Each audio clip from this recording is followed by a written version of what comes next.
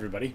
I'm Skip Alzheimer. Welcome to the AV Geeks Lunchtime streaming show where we watch old 16mm films, and that one was a doozy.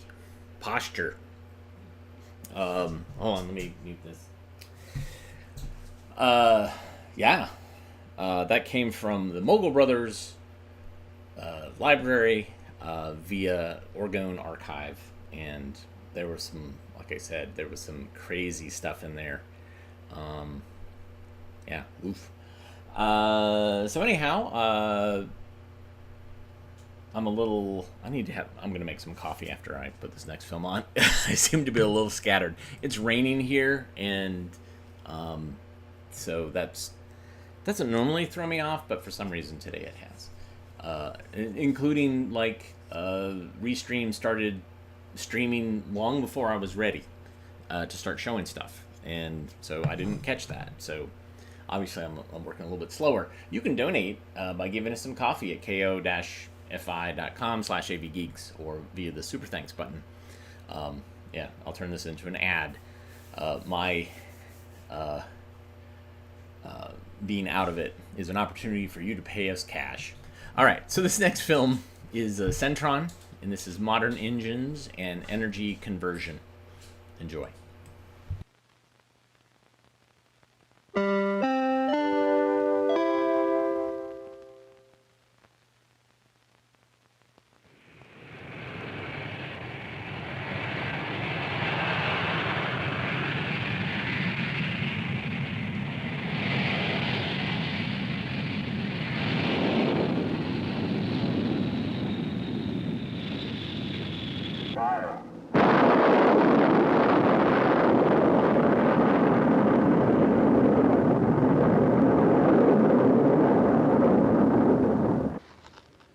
Whenever an object is moved, work is done. If you happen to be the person doing the moving, you'll probably agree that this is work. Today, much of our work is done by machines. There are machines for pushing, machines for pulling, machines for lifting, and machines for lowering. They all move objects. As you know, energy is needed to operate a machine. Where does this machine get its energy? From gasoline. Like most fuels, gasoline contains stored chemical energy, which scientists call potential energy. But the potential energy cannot move the race car until it has been converted into mechanical energy.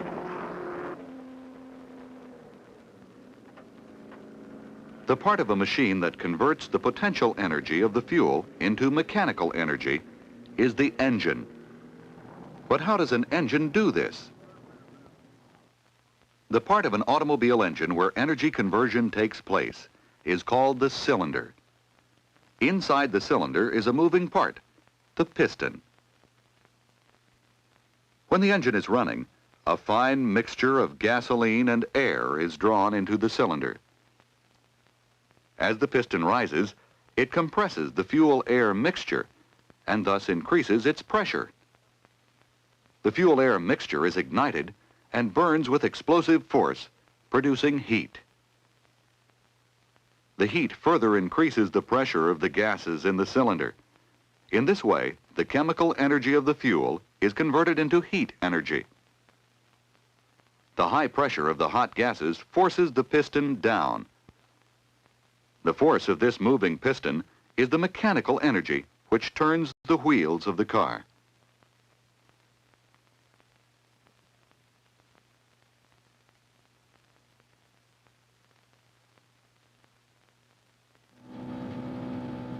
Many engines work on the same principle as the automobile engine, pistons. Although automobile engines and other piston engines are useful devices, they are not perfect. They cannot change all of the chemical energy of the fuel into usable mechanical energy. Piston engines waste most of the chemical energy. But how is this energy wasted? When fuel is burned, some of its chemical energy is converted into light and sound. Some energy is also wasted in friction between moving parts, vibration, or heat radiated from the engine itself. But all of these energy losses are very minor when compared to the loss of energy in the exhaust gases. Since this heat energy has not been converted into mechanical energy, it is wasted. This is the single biggest waste of energy in a piston engine. While the piston engine operates on the up and down movement of pistons, another kind of engine operates on a circular or rotary motion. This jet engine is one kind of turbine engine. The part of the engine made up of curved blades and a shaft is called the rotor because it rotates. The front part of the rotor is called the compressor. While the engine is operating, the blades of the compressor draw air into the engine and compress it. The high-pressure air is forced into the combustion chambers, where fuel is injected and burned. The chemical energy of the fuel is released in hot, expanding gases. The gases rush through the turbine blades of the rotor, forcing it to spin at terrific speeds. Because the spinning of the rotor is smooth and steady, less energy is wasted in vibration than in a piston engine. In addition, the turbine engine has fewer moving parts, and so less energy is wasted through friction. Because the fuel is burned in a steady stream, the jet engine, like all turbine engines, develops more heat energy, and therefore more mechanical energy than a piston engine of the same weight. But no engine can convert all the potential energy of the fuel to usable energy. The jet's exhaust is very hot. This is heat energy that has not been converted into mechanical energy. It is wasted. The remaining energy spins the shaft of the rotor. Some of the energy which turns the rotor is used to turn the compressor. The rest of the energy can be harnessed to do useful work. For example, the rotor can be used to turn an electrical generator, helicopter blades, or automobile wheels. When a propeller is attached to the rotor of a turbine engine, it becomes a turboprop engine. The turboprop engine is similar to the turbojet engine, except that the turbojet has no propeller. In a jet, the hot gases formed by the burning of the fuel expand and push in all directions with equal force. The gases pushing backward rush out through an opening at the rear of the engines. But gases pushing in the opposite direction are blocked by the engine itself. This results in a strong push against the engine called thrust. Thrust is the force that propels the engine and the airplane forward.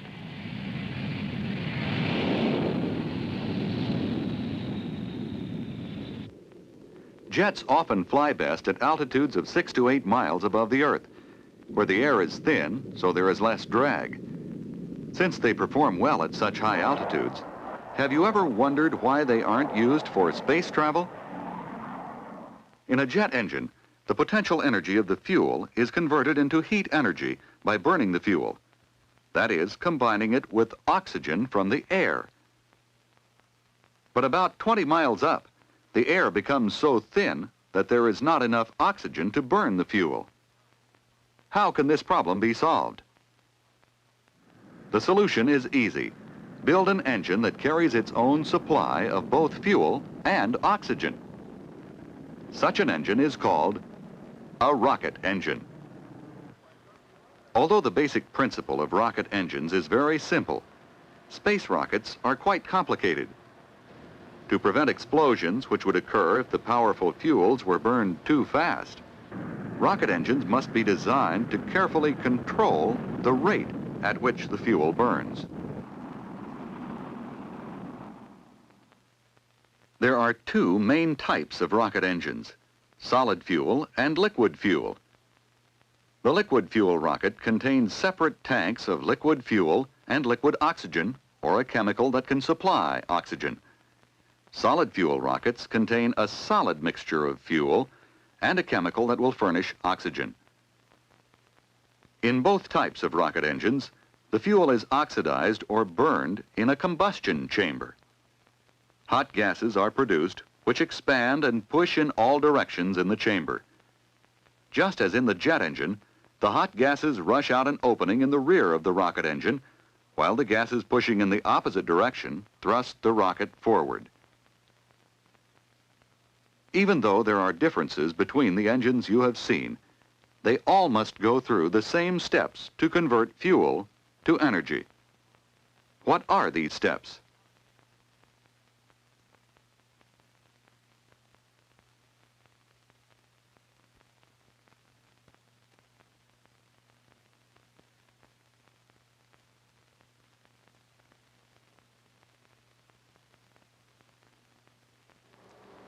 Today, scientists are developing totally new kinds of engines.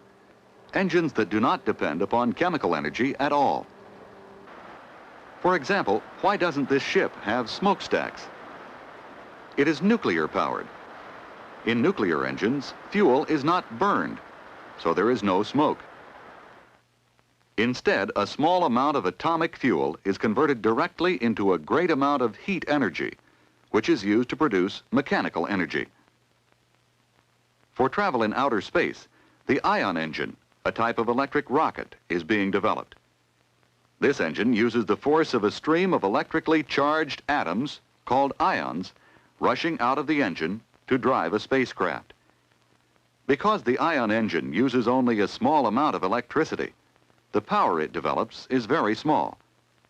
But in outer space, where there is no air resistance, such engines are able to gradually build up speeds of hundreds of thousands of kilometers per hour.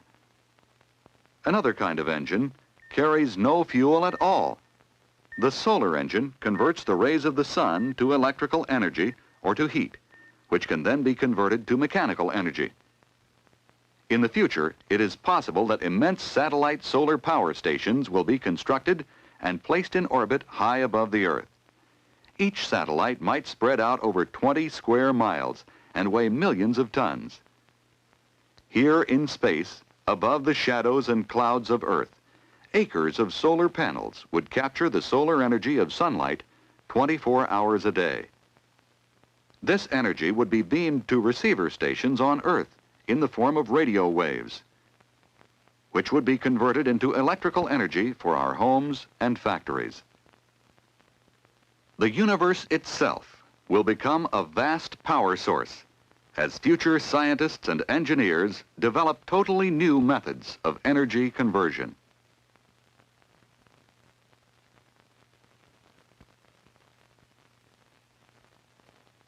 Thank you, Centron, for that upbeat view of what the future is going to be like. And of course, some people commented there was a change in administration which kind of put a lot of that stuff on the back burner. Because it's like, you know what? We got plenty of oil. Never mind. We're good. We're totally good. Here's another Centron film. Yeah, so we, in the course of scanning stuff from the Coronet collection, which we've been doing for the last couple of years, there was a period of time when they owned Centron. So we have had a couple of films that popped up from that, that time. And this one's called The Runaway Program, 2nd edition. Enjoy.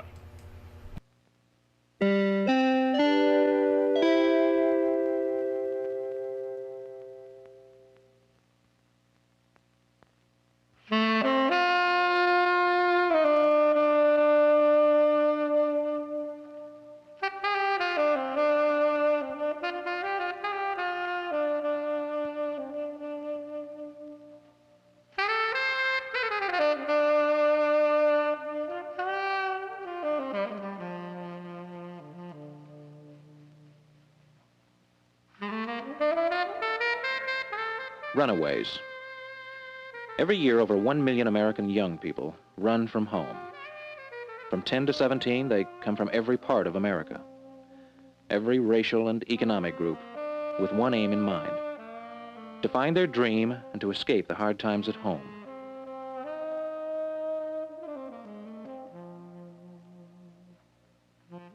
But it isn't long before the trouble at home fades before life on the street. The truth is, the street is a nightmare of brutality, and runaways become victims of the terror it holds. Telling someone they are still alive becomes very important. Hello, Mrs. Thomas. This is Donna calling from Runaway Hotline, and what we do is try to get runaways back with their parents by transferring messages back and forth. We've had a call from a boy who says he's your son, Steve. He's 15 and he's been away from home for 2 weeks, and he says he has a cat named Longy. Is that your son? Okay. This is a message he asked for us to give to you. He said, "Tell Mom and Dad that I'm okay. I love them. Tell Susan, my girlfriend, I love her. Don't worry, and I'll keep in touch."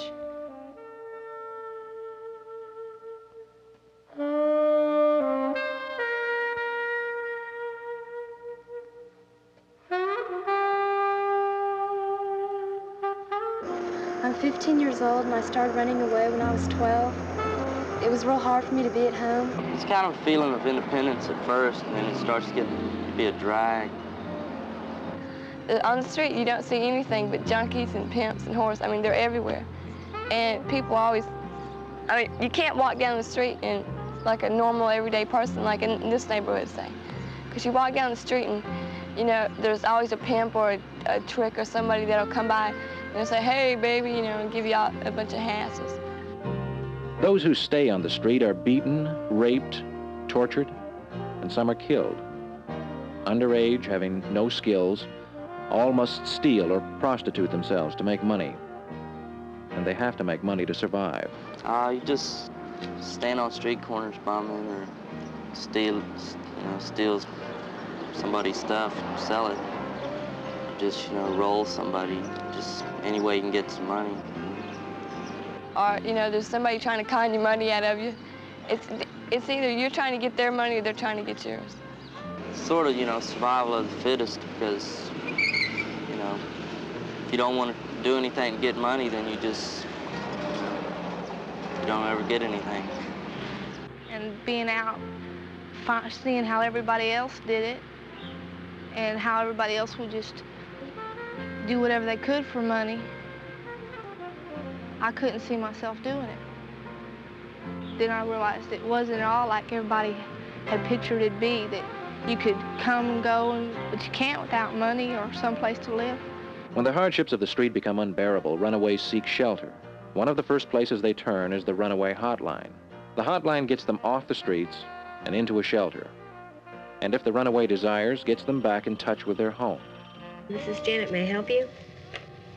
Okay, what we are is a runaway message center. We take a message and call their parents for them. Or if they need like a place to stay or medical help or something like that, we give them referral in their local area. I need to take a personal event or situation that'll help us to identify you to your mom and dad, like, oh, your mom's maiden name or... Funded by a grant from the Governor's Office of the State of Texas, the Runaway Hotline handles thousands of calls monthly from all over the nation. The hotline has two objectives. One, relay messages that runaways want given to parents, and two, get young people off the streets and into one of the 600 shelters located throughout the United States. The hotline attaches no strings to the service. You don't have to tell me where you are. Okay, well, good, because I really don't want to know where you are.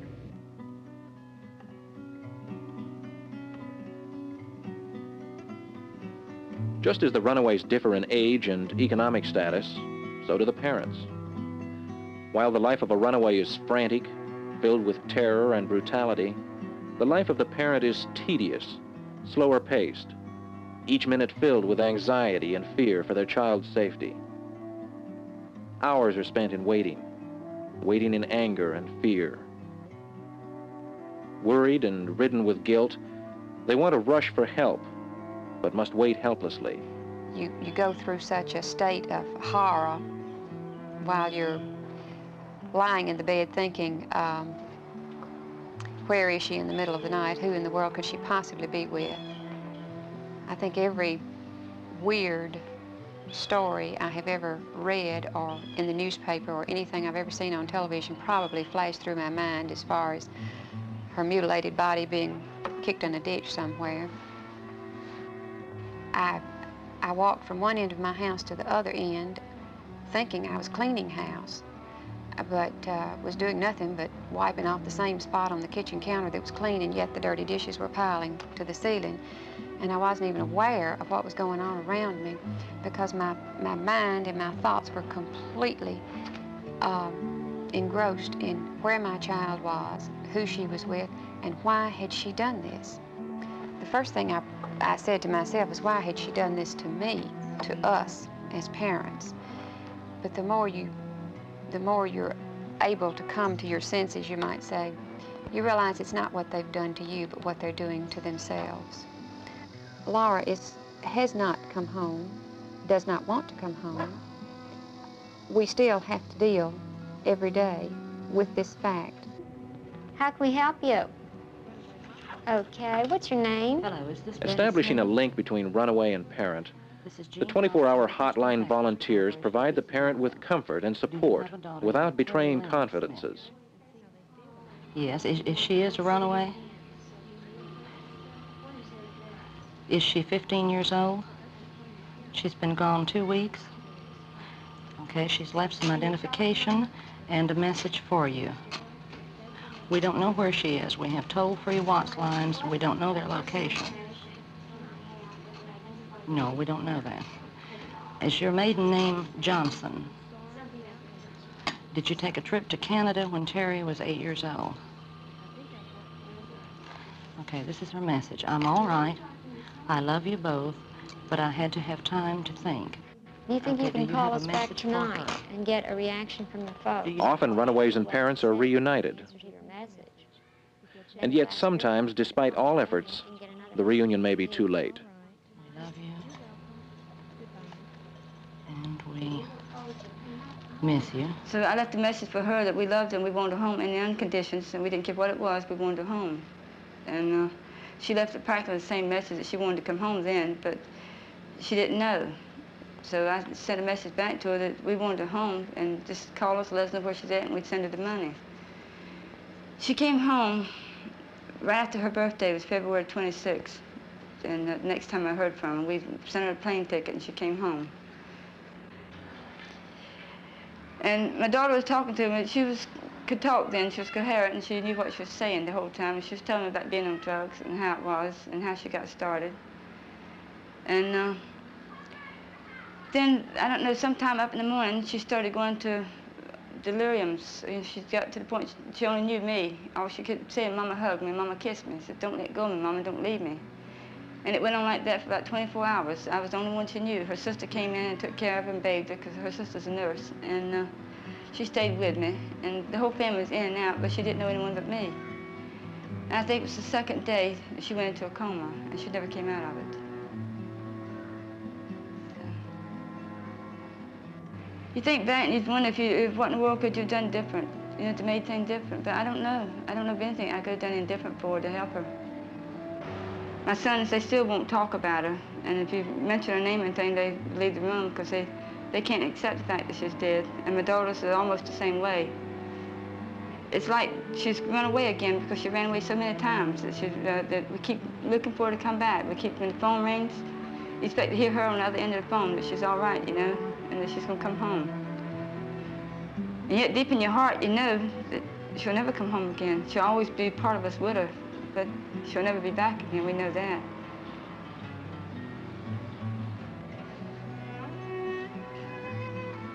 I can't accept the feeling that she's gone. Because when the phone rings, sometime at night, the phone rings, and it's like she's run away again, you know, to a far place, and I keep expecting her to come back.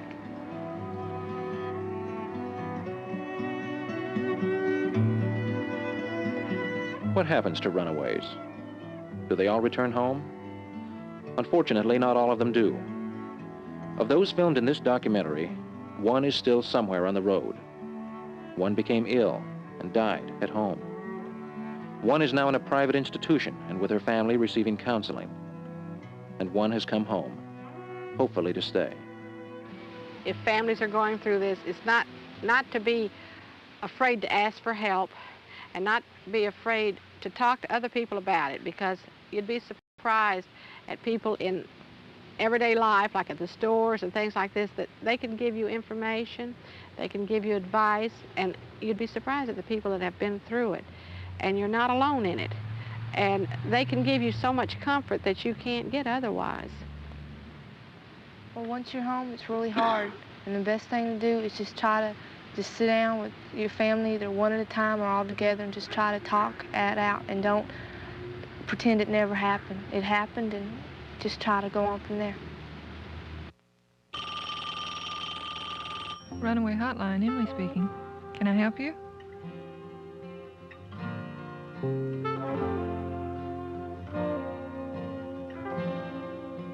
The Runaway Hotline is a toll-free service operating 7 days a week, 24 hours a day. Though based in Texas, it serves nationwide. If you know runaways who need help, give them this number. It's a free call. For more information on the Runaway Hotline, write Runaway Hotline, Office of the Governor, Austin, Texas.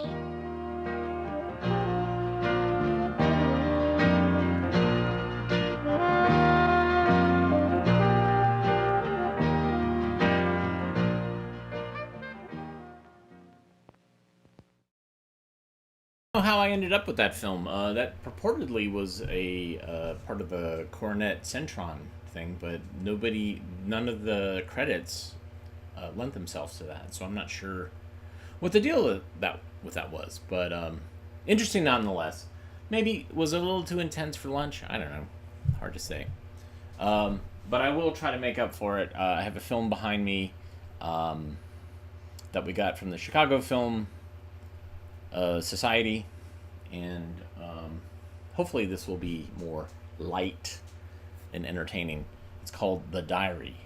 Let's go ahead and try to set it up and enjoy. Where's the little tab? There it is.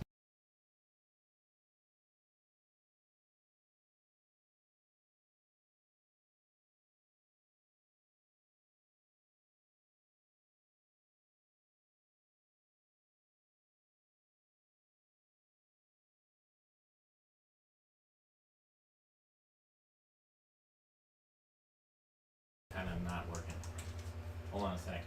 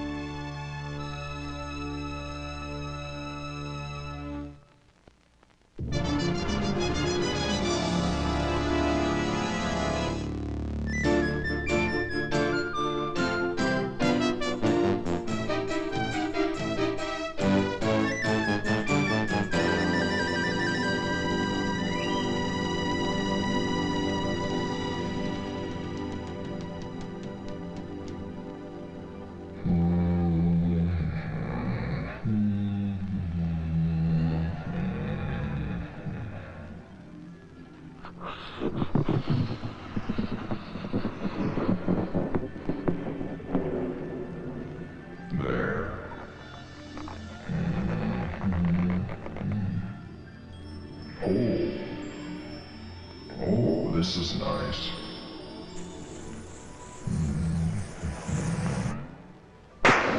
Oops. What am I doing? There. Okay. This is good.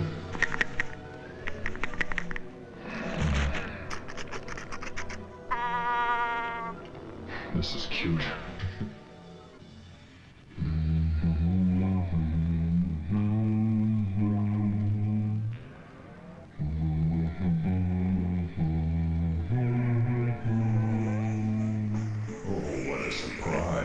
He's got a this place. Okay, here we go. Adam, this is for you.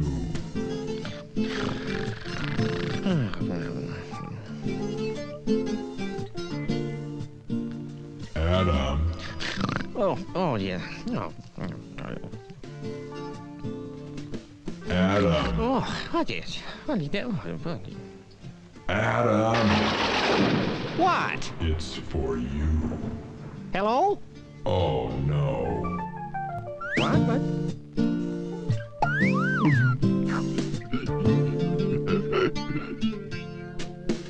Aha! Oh! Ow! Oosh! Ah! Ooh! What? Hmm? Hmm.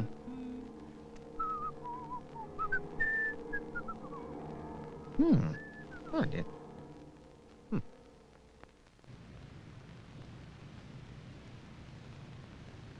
Hmm. Oh. Ah. Ah. Oh, ho, ho. Ah. Aha. Here we go. Oh, oh. Oh, oh, oh. Yahoo!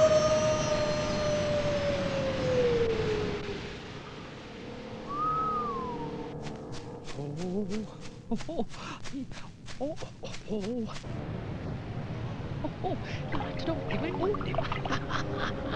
Oh!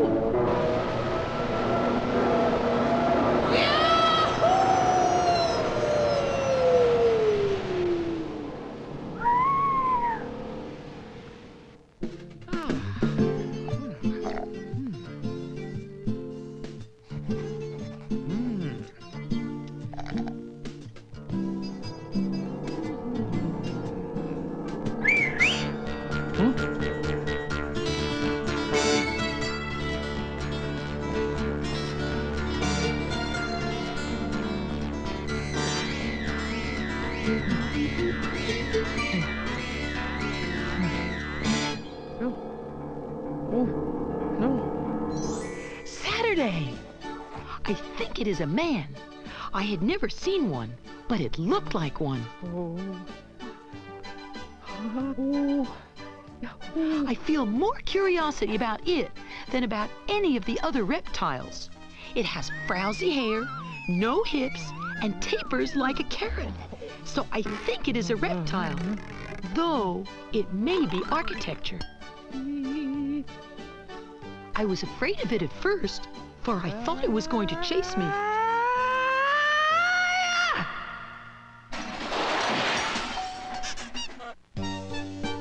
But it was only trying to get away. I waited a good while, then gave it up and went home. Sunday. Today, the same thing. I've got it up a tree again. It is resting, I suppose. It looks to me like the creature is more interested in resting than anything else. Oh!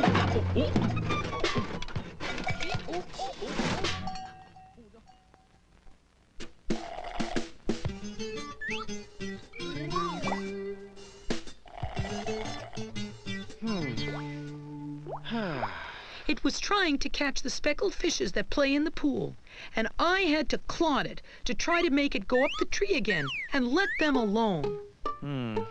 This new creature is a good deal in the way. I wish it would hang out with the other animals and leave me alone.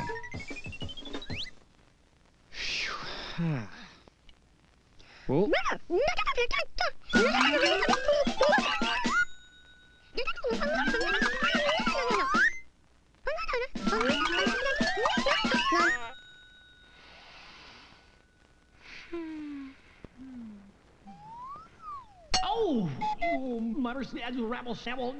It was the first time I'd ever heard speech, except my own. I did not understand the words, but they seemed expressive. I felt a new interest in it when I found out it could talk, for I love to talk. Yoo-hoo! Hello in there. I'm not used to company. Anybody home? Cloudy today. Wind in the east. I think we shall have rain.